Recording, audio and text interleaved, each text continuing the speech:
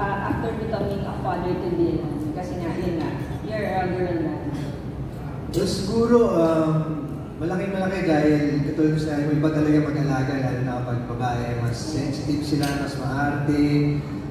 Pero siguro, ang pinaka natutunan ko habang inaalagaan itong aming bunso, dito talaga yung time na nakatuto kami si Jen, kami ng asawa ko na palaki talaga, nakatuto kami every step of the way. Dahil, kumbaga yung mga pagkulang namin doon sa mga nauna naming mga anak, dito namin na inupuhos. Dahil syempre, nung time na nagkaroon kami ng mga anak, medyo nakakapangaba pa kami mga bata pa. Pero lahat ng mga experiences namin doon, kumbaga, na-correct namin at ngayon, siguro, kaya mas magaling kami ng parents ngayon dahil sa mga bagay. Okay, last na lang.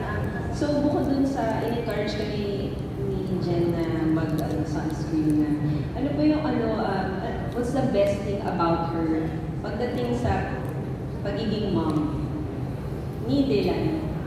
Siguro yung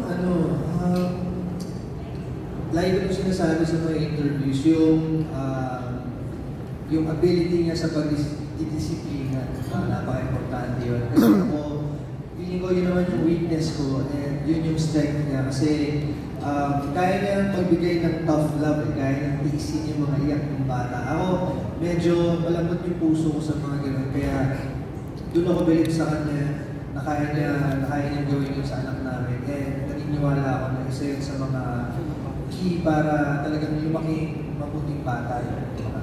So, if siya yung disciplinarian, ikaw yung nag-overindulge, ganun ba? Parang ganun na. Okay.